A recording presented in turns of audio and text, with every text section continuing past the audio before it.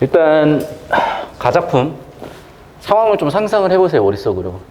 그러니까 요즘 우영우 많이 봤더니 자꾸 우영우 생각이 나서 사진 어디 있냐? 보세요. 이게 난 어딘 줄 몰랐는데 검색해보니까 창원에 있대요. 창원. 그래서 우영우는 그 나무야. 이 나무에 이 봉우리에 올라가서 언덕 여기 올라가서 저 나무에 기대가지고 쭉 한번 보면 어떤 느낌일까 한번 상상 한번 해보면. 그래서 이 작가도 그런 상상을 했을 수도 있고 실제일 수도 있는 거죠. 그래서 높디 높은 산마루에 낡은 고목에 못 박힌 듯 기대가지고 밤새 내내 간구했어. 뭐를 계속 생각해보기도 하고 간절하게 구하기도 하면서 난 울었던 거죠. 그래서 지금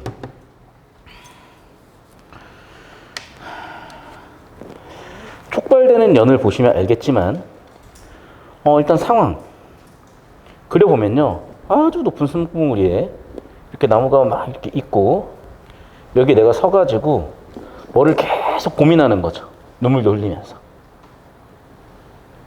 그러면 나는 여기서 뭔가 간절하게 뭔가 구하는 거죠. 뭔가 되게 간구하고 있는 상황이에요. 뭘 간구했을까? 그런데 라는 걸 보면은 깨달은 거죠. 그러니까 영탄법이잖아요. 그러니까 영탄법도 뭐 서리법 같은 영탄법이 아니라 아예 감탄사 표출이잖아. 그러면 얘는 뭔가 깨닫거나 뭔가 지금 전환이 되면서 이건가라는 게 온 거예요.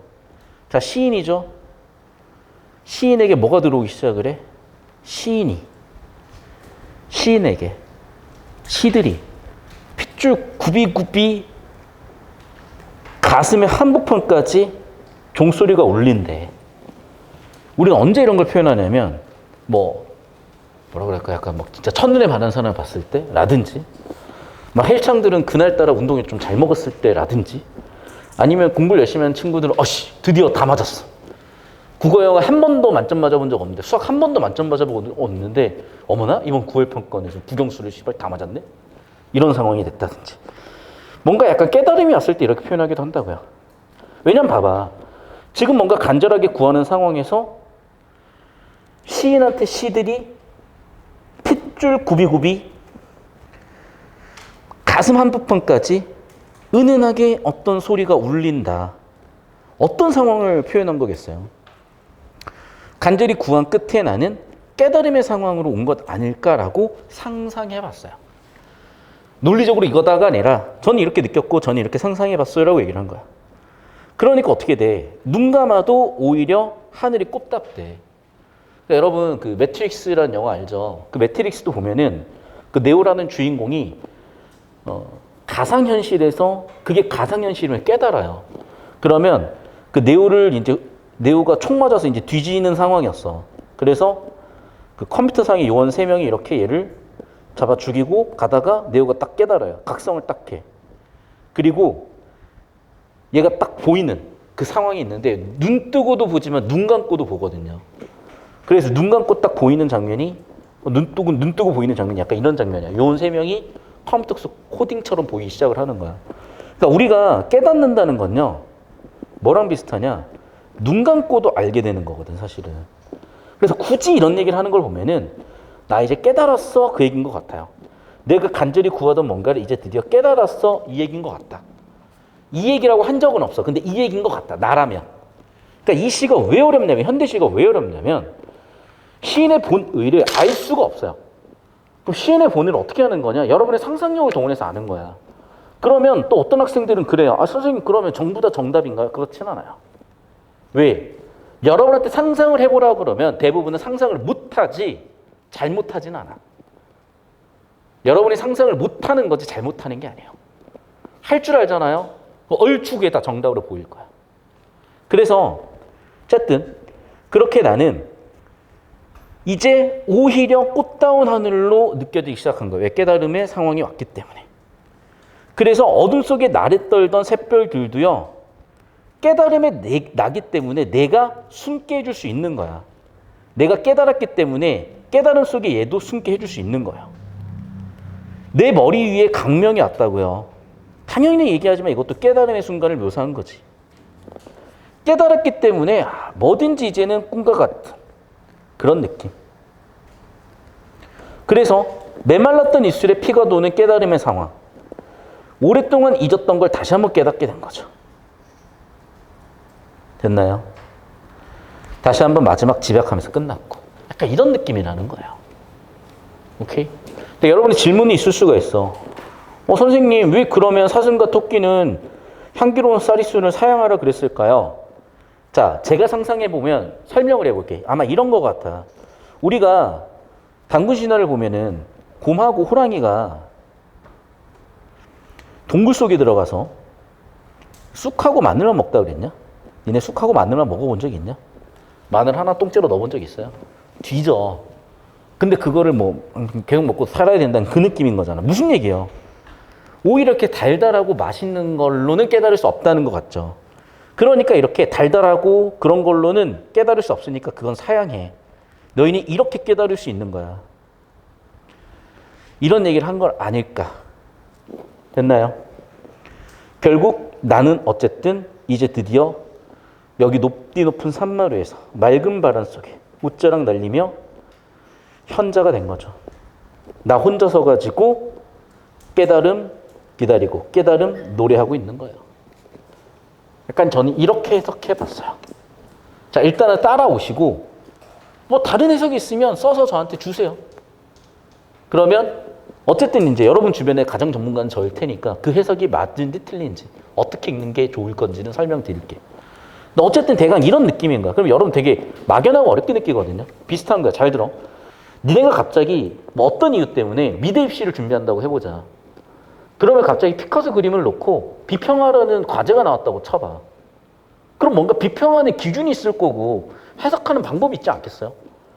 국어도 마찬가지라는 거야. 국어도. 응? 그리고 뭐 예를 들면 실기하는 친구들은 이 느낌을 좀 더 빨리 깨달을 수도 있는데 예를 들면 이런 거야.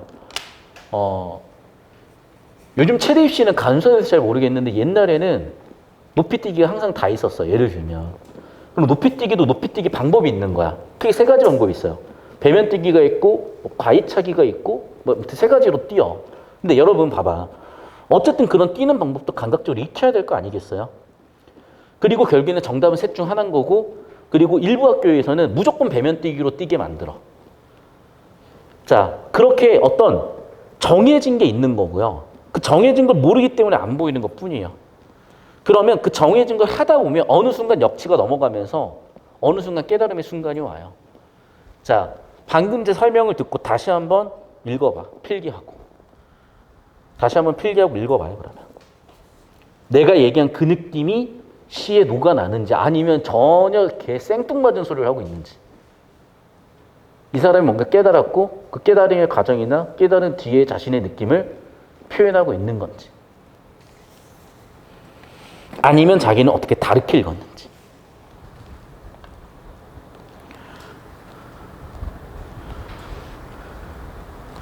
계속해서 볼게요. 나시. 자, 이 시는 상당히 제 얘기이기도 해요. 그러니까 제가 서울 생활이 이제 한 15년 돼가나? 저는 처음 한 5년 동안은 정말 힘들었고 그 다음 5년 동안은 엄청나게 방황을 했고 최근 5년은 이제 완전 적응이 끝났죠.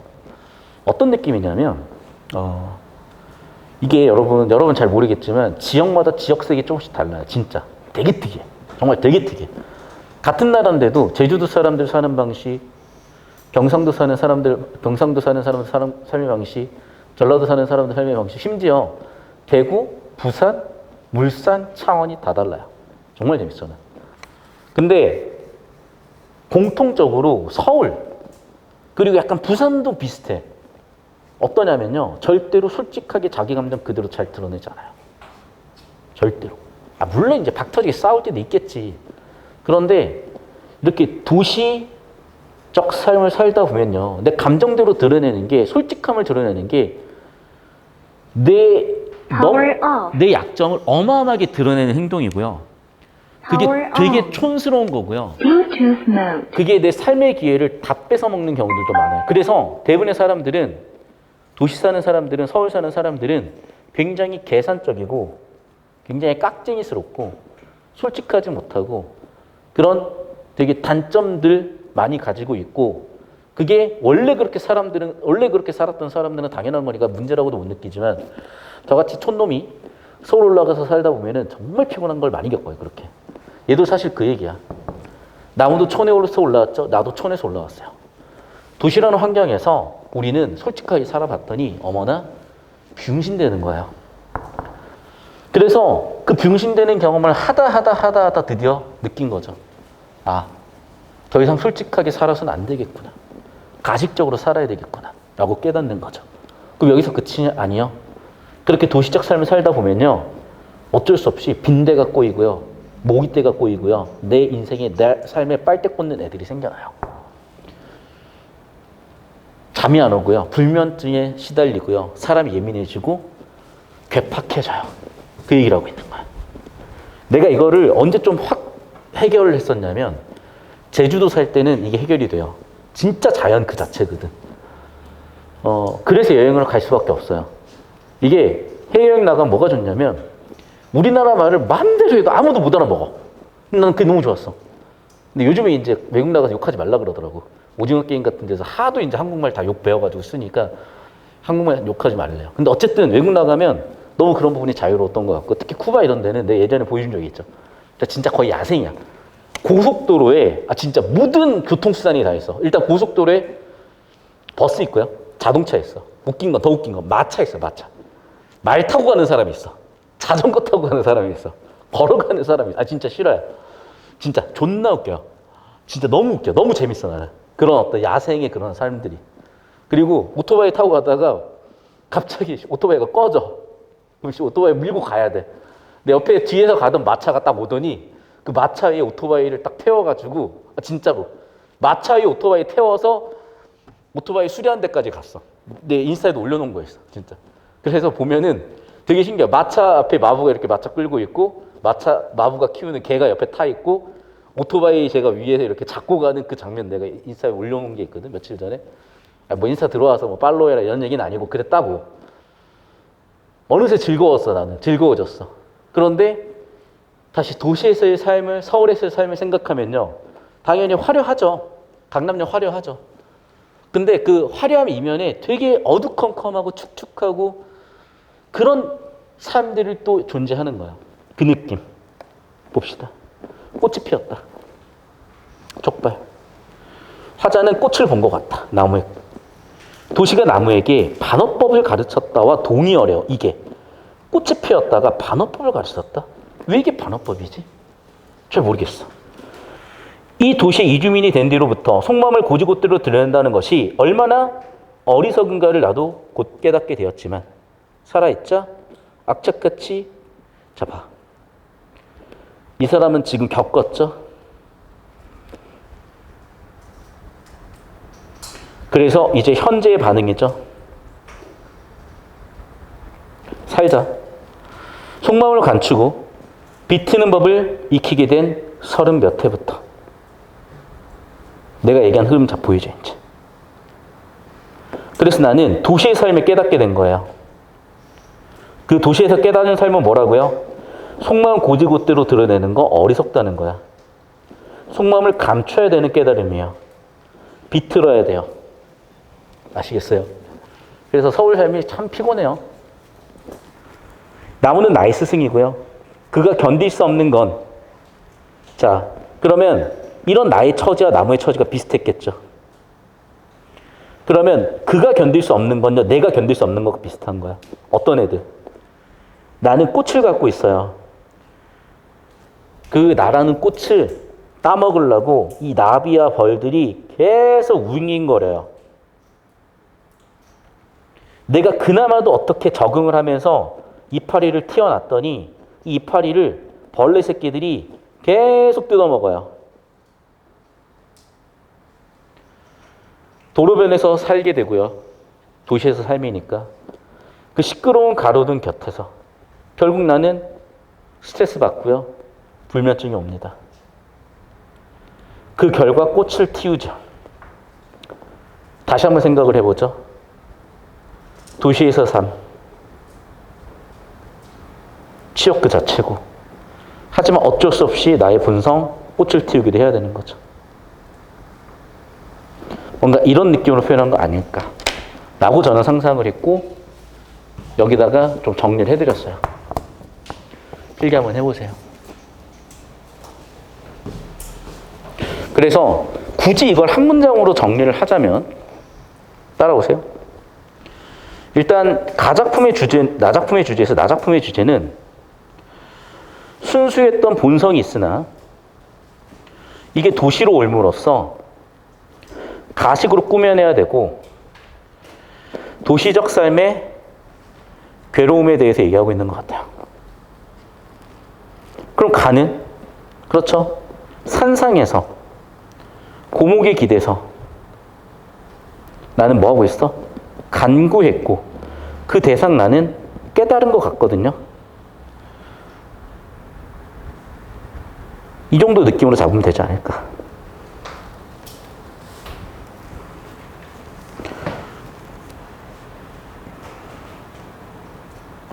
자, 1번 선지부터 볼게요. 계절 변화에 따라서 풍경이 달라진다. 계절 변화가 있었던가요? 풍경 변화도 잘 모르겠어요. 공간 이동에 따른 풍경 변화도 잘 모르겠습니다. 왜? 주제의식과 크게 와닿지 않기 때문에. 2번 선지.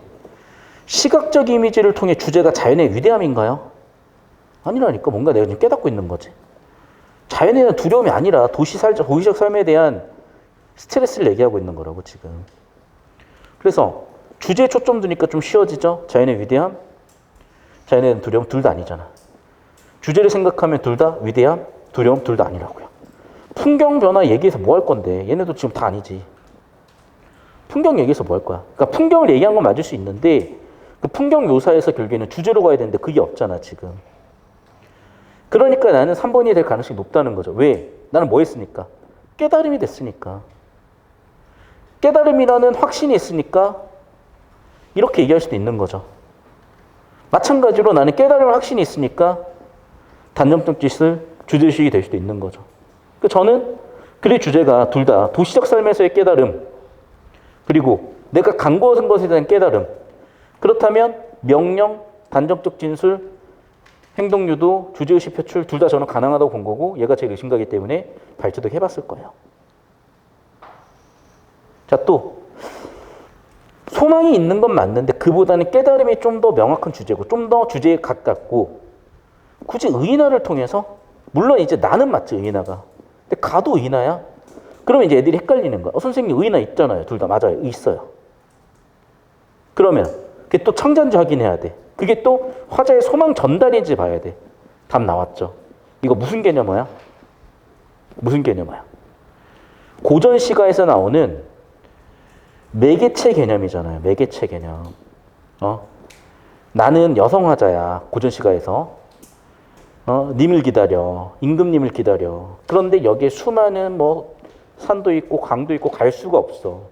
그러니까 끼룩끼룩 길어가. 백구야. 너 내 마음 좀 전달해 줄래? 저기 가는 저달아. 내 마음 좀 전달해 줄래? 저기 가는 구름아. 내 마음 좀 전달해 줄래? 이거잖아 지금. 이 얘기잖아. 개념을 잡더라도 제대로 잡으라고요. 그러니까 4번 선지는 어떤 개념어? 정확하게 이 매개체 개념어를 물어보고 있는 거라고요. 매개체. 그래서 구름이든지 달이든지 새든지 이런 애들이 님에게 내 마음 좀 전달해 주렴. 내 마음 좀 님에게 전달해 주렴. 내 마음 좀 님에게 전달해 주렴. 이 매개체 개념이잖아요. 그런데 개념에 대한 이해는 부족한 상태에서 내용 일치, 단어 발췌독, 개념어 발췌독 하는 과정에서 혼란스러워진다고요. 됐죠? 극복 의지요? 가나 둘 다? 정말 잘 모르겠어. 근데 확실한 건 뭐야? 그래. 자, 다시 볼게요. 자, 굳이 따지자면 뭐뭐 해라. 명령어 보이죠? 굳이 따지자면 푸르다 보이죠? 둘 다 명령적어죠. 단정적 진술이 있죠. 결국 뭐야? 나는 깨달았으니까 너 이거 해. 나 깨달았으니까 이거야. 됐습니까? 그러니까 약간 주제를 잡고 작품에 대한 이해도가 높아지면 그냥 4번이구나. 3번이구나 보이는데 자꾸 이거를 그런 확신 없이 개념으로 접근하려고 그러고 내용일치로 접근하려고 하는 과정에서 자꾸 미스 포인트가 자꾸 실수 포인트가 생기는 거예요. 이 느낌 잡으셔야 돼요. Power on. 자, 그 다음 23번 보겠습니다. A와 B를 이해한 내용으로 가장 적절한 것은 A. 높으리 높은 산마을에서 화자를 울게 한 문제는 B의 기다림의 대상이 아니다. 뭔 소리인지 모르겠어. 잠깐 보자. 자, 나는 왜 울었어요? 무엇을 간구하기 때문에 울었잖아. B를 볼게요. 나는 그리고 그 무엇을 기다리고 노래하고 있죠. 자, 그러면 화자를 울게 한 문제는 그 무엇을 간구하고 있는 거고, 이거는 뭔가를 깨달음을 구하는 거라고 해석을 할게요.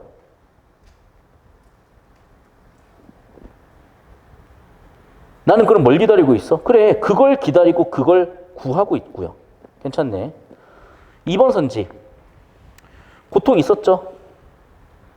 그리고 깨달음 뒤니까 얘는 깨달음 전이잖아요. 깨달음 후잖아요. 당연히 기대가 있을 수 있는 거죠. 2번도 괜찮네요.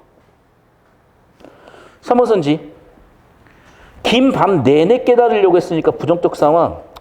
근데 이 아침 이후에는 드디어 깨달았으니까 부정적 상황이 새로운 상황으로 깨달음으로 갔구나. 결국 주제 깨달음이라는 걸 잡았으면 되게 편했다고요. 마지막 4번 선지 볼게요. 무엇으로 이행하는 과정에서 날에 떨던 샛별과 상계로운 쌀이 느는 화자의 지향점으로 기능하고 있다. 내가 아까 얘기했잖아. 봐봐. 지금 뭐냐면 사양하라고 했어요. 오히려. 왜? 이런 모티프를 여러분이 알고 있다면 쉬웠을 것 같아. 내가 아까도 얘기했죠. 절대로 우리의 지향점은요. 달콤하지 않아. 달콤함으로는 우리의 지향점을 갈 수가 없어요. 항상 대립, 갈등, 극복의 결과 우리는 우리의 지향점을 갈 수가 있는 거예요. 이게 인간 숙명이에요, 여러분. 잘 들어야 돼요. 지금 세대가 너무 나약해요.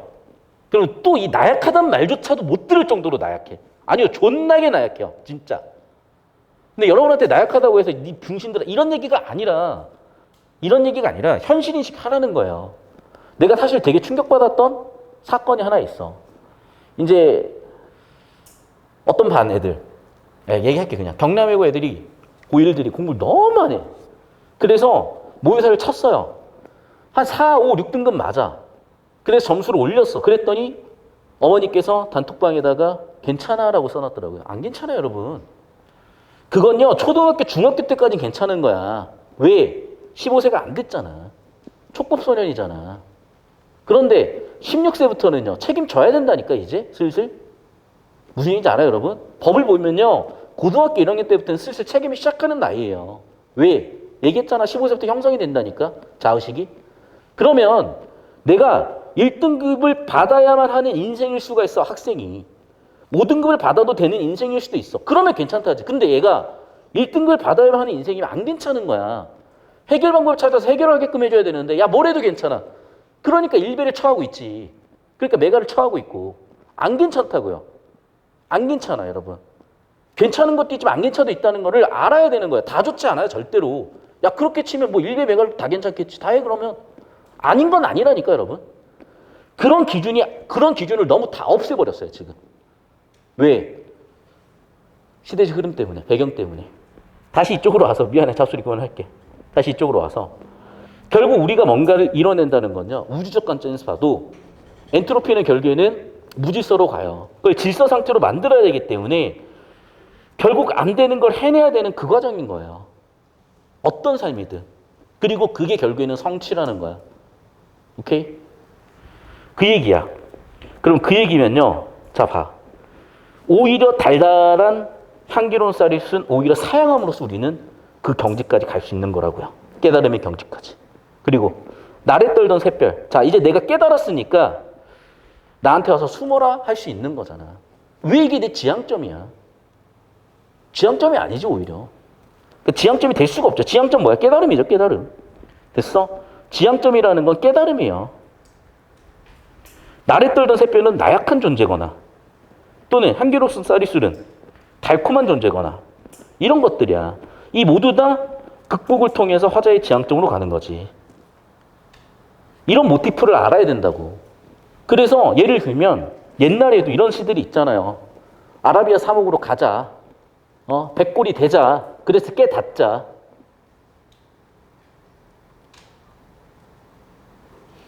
계속 그런 시들을 다루는 이유를 아셔야 되고 수업 들으면서 잘 정리 한번 해보십시오. 자, 24번 마무리 지을게요.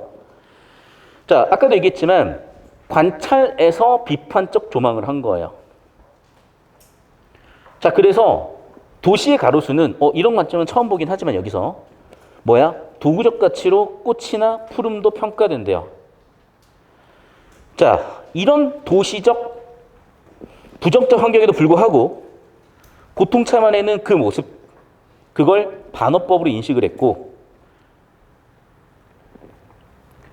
제대로 뿌리박지도 못하면서도 적응해야 되는 그런 상황이 치욕이라고 읽었다는 거예요.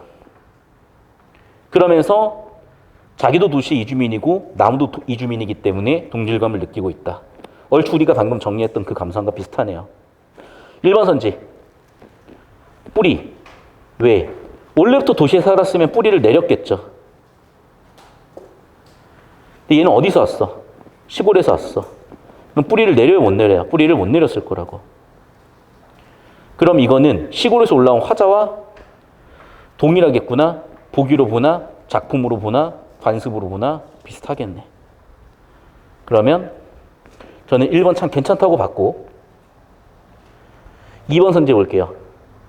내성이 생긴 이파리. 그래, 내성. 어디에 대한 내성? 도시에 대한 내성이 있겠죠. 3번. 그래, 시끄러운. 어쩔 수 없이 참아내야 될 대상이죠. 그래, 적응하는 과정에서 만들어지는 것들이죠. 아니요. 여러분, 이 작품의 주제는 나무에 대해 비판적일 수가 없어. 왜 나무를 비판하냐고, 지금. 나무 비판 절대 아니라고. 그러니까 봐봐. 얘조차도 주제 집중하면 편하게 보인다니까. 여러분 잘 들어. 그래서 여러분 평소 느낌에서 주제 집중해서 이런 거 몇 개만 잡아내도 난이도가 툭툭 떨어져요. 5문제만 이렇게 푼다고 생각을 해봐. 그러면 최소한 5분에서 7분 확보를 하는 거야. 그럼 독서한 지면 되게 여유 있게 좀 더 시간 투자할 가능성이 생기는 거죠. 무슨 얘기인지 알겠어요? 그러니까 문학에서 여러분이 겨우겨우 정답 내는 그 느낌보다는 이렇게 주제 구조 집중해가지고 진짜 한 3, 4문제, 대여섯 문제만이라도 단축해낼 수 있다면 거기서 확보한 5분, 7분이 나머지 비문학에서 되게 유용하게 쓰일 거라고. 자, 캡처해서 올려드릴 테니까 느낌 잘 잡으시고 집중력 계속 떨어지는 것 같은데 조금만 파이팅 해주십시오, 여러분. 저도 열심히 하겠습니다. 자, 이어지는 지문은 잠시만요.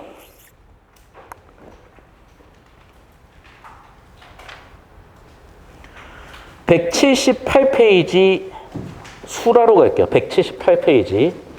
필기 풀이 시간, 화장실 갔다 올 시간 10분 들여서 45분에 시작하겠습니다.